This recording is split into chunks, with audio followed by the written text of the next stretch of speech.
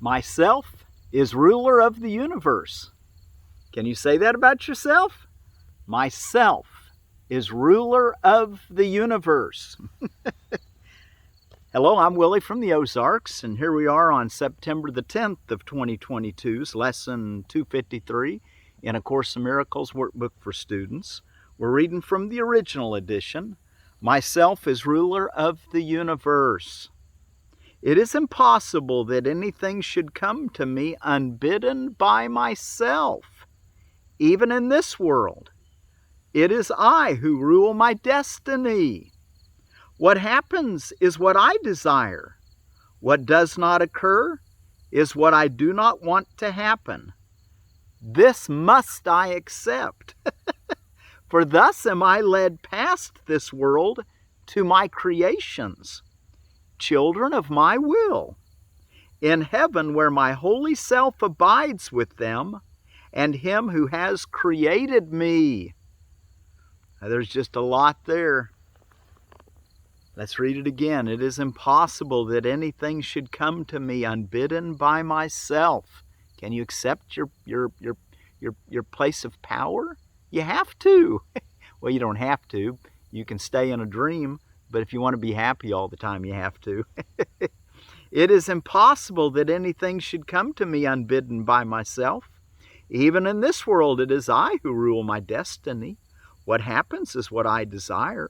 What does not occur is what I do not want to happen. This must I accept. For thus am I led past this world to my creations, children of my will, in heaven where my holy self abides with them and him who has created me. And the prayer for myself as ruler of the universe. You are the self whom you created, Son, creating like yourself and one with you. Myself, which rules the universe, is but your will in perfect union with my own. Myself, which rules the universe, is but your will, Father, in perfect union with my own, which can but offer glad assent to yours, that it may be extended to itself. You are the self whom you created, Son, creating like yourself and one with you. Myself, which rules the universe, is but your will in perfect union with my own, which can but offer glad assent to yours, that it may be extended to itself. We're all in this together. All right, let's go take a look now at our text reading. We're ready for the next section in chapter 26, the transition. Section 4, the Borderland. And let's look at the first 2 or 3 paragraphs there, and we won't finish it today. Complexity is not of God. How could it be when all he knows is one? He knows of one creation, one reality, one truth, and but one Son. Just one Son. We're all his Son, and there's just one of us. We're all completely in perfect accord with each other at the creative level, which is where we want to start seeing ourselves. Myself is ruler of the universe at the creative level. Well, that's how we want to identify ourselves. Remember yesterday? How did it say it? God is my identity. Or it said the Son of God is my identity. Well, this is kind of an extension of that. You are the Son of God, and you hold within you all the power of the Father, because he gave everything to his beloved Son. Complexity is not of God. How could it be when all he knows is one? He knows of one creation, one reality, one truth, and but one Son. Nothing conflicts with oneness. How can there be complexity in him? What is there to decide? For it is conflict that makes choice complex. The truth is simple. It is one, without an opposite. The truth is simple. It is one, without an opposite? And how could strife enter in its simple presence and bring complexity where oneness is? The truth makes no decisions, for there is nothing to decide between. And only if there were could choosing be a necessary step in the advance toward oneness. What is everything leaves room for nothing else. Paragraph 19. Yet is this magnitude beyond the scope of this curriculum. Let's look at that again. What is everything leaves room for nothing else. Yet is this magnitude beyond the scope of this curriculum. Nor is it necessary we dwell on anything that cannot be immediately grasped. There is a borderland of thought which stands between this world and heaven. It is not a place, and when you reach it, it is apart from time. Here is the meeting place, where thoughts are brought together, where conflicting values meet and all illusions are laid down beside the truth, where they are judged to be untrue. They just are illusions. This borderland is just beyond the gate to heaven. This borderland is just beyond the gate of heaven. Here is every thought made pure and wholly simple. Here is sin denied and everything that is received instead. 20. This is the journey's end. We have referred to it as the, in quotes, real world. This is the journey's end. We've referred to it as the real world. And yet there is a contradiction here in that the words imply a limited reality, a partial truth, a segment of the universe made true. This is because knowledge makes no attack upon perception. They are brought together and only one continues past the gate where oneness is. Salvation is a borderland where place and time and choice have meaning still, and yet it can be seen that they are temporary, out of place, and every choice has been already made. 21. Nothing the Son of God believes can be destroyed, but what is truth to him must be brought to the last comparison that he will ever make, the last evaluation that will be possible, the final judgment upon this world. It is the judgment of the truth upon illusion, of knowledge on perception. It has no meaning and does not exist. This is not your decision. It is but a simple statement of a simple fact. But in this world there are no simple facts, because what is the same and what is different remain unclear. The one essential thing to make a choice at all is this distinction. The one essential thing to make a choice at all is this distinction. And herein lies the difference between the worlds. In this one, choice is made impossible. In the real world, is choosing simplified. Well, let's find the real world so we can find that truth and peace just go together just perfectly. When you're at peace and you're sitting in the stillness and the quiet, you'll know the truth. And the truth will set you free, Jesus said. Okay, let's take a look again at what is sin in our text reading under myself as ruler of the universe. But before we read that, let me tell you about where I'm sitting. I'm sitting here in under the walnut tree, and I'm sitting right up against these red raspberries. I wanted to show you one. This one here had got long enough that it had fallen back over and was in the ground, was starting to root. See the roots on the end of the tip? So that would be a nice one to, I'm going to put it back in the ground after this, but I wanted to show it to you. That would be a nice way to get a start somewhere. So what I'll probably do is just sit that right back down in the ground, and it'll still be connected to the mother, and yet this little baby will be getting nourishment and starting to, and eventually it'll fall apart, or I'll cut it, or it'll make new sprouts. Wherever these things tend to touch the ground, they tend to do that very thing. Anyway, this is red raspberry. And since it grows in the shade or close to the drip zone of the, because I'm looking right up here, is the black walnut. And it's out here where it's getting a little bit of sun. It's not right underneath the tree, but it is underneath it. I mean, we're in the drip zone of the Juglans nigra, which, you know, puts out that growth inhibitor for a lot of plants, but it doesn't seem to be hurting these red raspberries. Rubus idaeus is their Latin name. And look what I want to tell you about it. It's good for all general, a tonic for strength and health. And look what I found this on wa.kaiserpermanent.org website. Leaf tea of the red raspberry is the most frequently mentioned traditional herbal tonic for general support of pregnancy and breastfeeding. Rich in vitamins and minerals, especially iron, it is traditionally used to strengthen and invigorate the uterus, increase milk flow, and restore the mother's system after childbirth.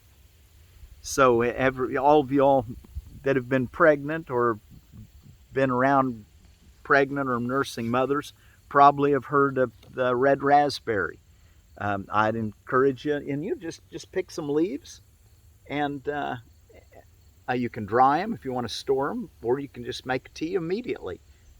Cut these pieces off and put them in a tea. I usually just bring the water to boil and then put my tea in it, turn the water off, and let it steep with a lid on it. And that's called an infusion, or a decoction. You boil then the water. At least that's my understanding. So an infusion, I think, is fine with red raspberry. I'll do a little checking and make sure you do your own checking too.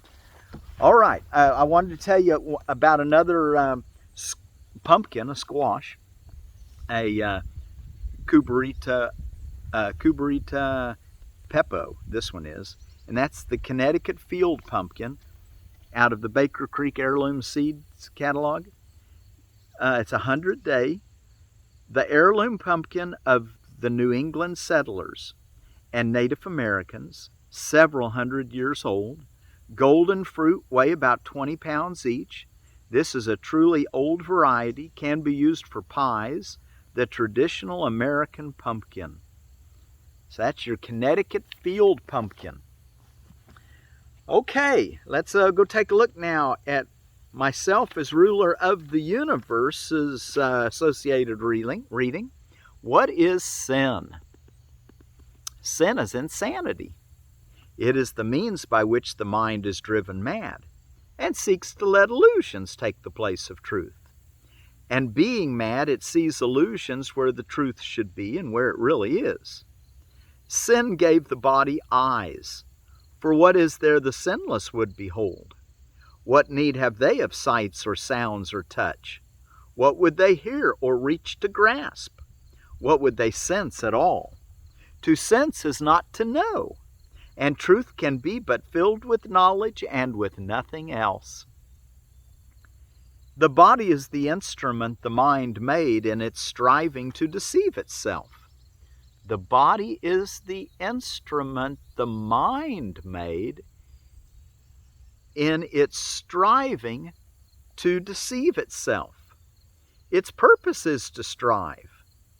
Yet can the goal of striving change, and now the body serves the different aim for striving. What it seeks for now is chosen by the aim the mind has taken as replacement for the goal of self-deception. Truth can be its aim as well as lies. The senses then will seek instead for witnesses to what is true. Just get our values straightened out. Get our values that we want to see the truth. We want self-realization. We want to know that we truly are rulers of the universe, at one with God's will and all our brothers and sisters, at one. Sin is the home of all illusions, which but stand for things imagined, issuing from thoughts which are untrue. They are the, in quotes, proof that what has no reality is real. Sin, in quotes, proves God's Son is evil, timelessness must have an end, and eternal life must die. And God himself has lost the Son he loves. with but corruption to complete himself, his will forever overcome by death, love slain by hate, and peace to be no more. A madman's dreams are frightening, and sin appears indeed to terrify. And yet what sin perceives is but a childish game. The Son of God may play he has become a body, prey to evil and to guilt with but a little life that ends in death. But all the while his Father shines on him and loves him with an everlasting love, which his pretenses cannot change at all. How long, O Son of God, will you maintain the game of sin? How long, O Son of God? How long, O Daughter of God, will you maintain the game of sin? Shall we not put away these sharp-edged children's toys? How soon will we be ready to come home? Perhaps today? There is no sin. Creation is unchanged. Would you still hold return to heaven back? How long, O Holy Son of God, how long? There is no sin, he says in the middle of that. That's the only thing we need to really wish for, is to see that, to realize it, to believe it, to accept it, regardless of these eyes' appearances. Say, well, love is all that's real, Bob-a-nom, cave-a-lom, and sin is an illusion, and I'm going to see it. I'm going to find it. I'm going to find the peace that's eternal that I share with my Creator. And in that peace, we'll know the truth, and we'll be able to say, myself is ruler of the universe. We'll realize that whatever, like my teacher used to say, what was it, Lola once? Lola gets? I thought he said Lulu. He told my dad one time, my dad had mentioned to my teacher, Charlie, he said, wow, you've sure got a wonderful place here. He had been showing him his garden and his property, and I was really glad to introduce my dad to my teacher. And Charlie stopped, looked my dad right in the eye, kind of looked over at me and smiled, and he said, "What?" I thought he said, "What Lulu wants, Lulu gets." My brother looked it up. I guess it's Lola. It's a song back in the 50s. Anyway, what I'm trying to say is that what the Son of God wants, the Son of God gets. All right? And we need to accept that. If we can see the world with no sin, then we'll have we'll bring heaven to earth, like Jesus asked us to pray, that thy kingdom come, thy will be done on earth as it is in heaven. Myself is ruler of the universe. Was there anything else I wanted? There was one more thing I wanted to tell you. I'll probably be out here more on this, but we got just a moment. I was just noticing on these red raspberries, there are leaves of 3 that you don't want to let be. You know, you heard the little things, leaves of 3, let it be. Well, strawberries have leaves of 3, and you don't want to let them be. But poison ivy has leaves of 3 that you want to let be. But it also has a little red tint to it on the stem, poison ivy. Maybe we'll get some and I'll show you the difference. But see, that has leaves, little leaflets of 3. Isn't that cute? Anyway, I did want to mention that to you, and I'd failed to, or I forgot to. Anyway, until tomorrow, be sure to do your 2 extended periods at least 2 times, one in the morning, one in the evening. And I encourage you, if you've been following along and you worked up to 15 minutes, well, then spend 15 minutes. That's not too long a price to pay, is it? And maybe you'll take longer. Maybe you'll do it more than just twice a day. The more silence you spend, some of those Tibetans from their culture spend hours, days, weeks in the silence. Oh, what holiness we come bringing back to the world when we can be still and quiet. Myself is ruler of the universe. It is impossible that anything should come to me unbidden by myself. Even in this world, it is I who rule my destiny. What happens is what I desire. What does not occur is what I do not want to happen. This must I accept. For thus am I led past this world to my creations, children of my will, in heaven where my holy self abides with them and him who has created me. And the prayer under myself as ruler of the universe: you are the self whom you created, Son, creating like yourself and one with you. Myself, which rules the universe, is but your will in perfect union with my own, which can but offer glad assent to yours, that it may be extended to itself. Myself is ruler of the universe. Thank you all so much for joining me out here in the red raspberry patch under the black walnut. Until tomorrow, tell yourself many times, myself is ruler of the universe. And believe it. Know it. Even the things that happened that you wish hadn't happened, don't blame it on anything other than your own thinking, and use it as an opportunity to springboard yourself to a new thought, a new way of perceiving the world that doesn't hold that old reality as a reality. It's a passing illusion. Let it pass. See the sinlessness in yourself and all your brothers, your holiness. Until tomorrow, myself is ruler of the universe.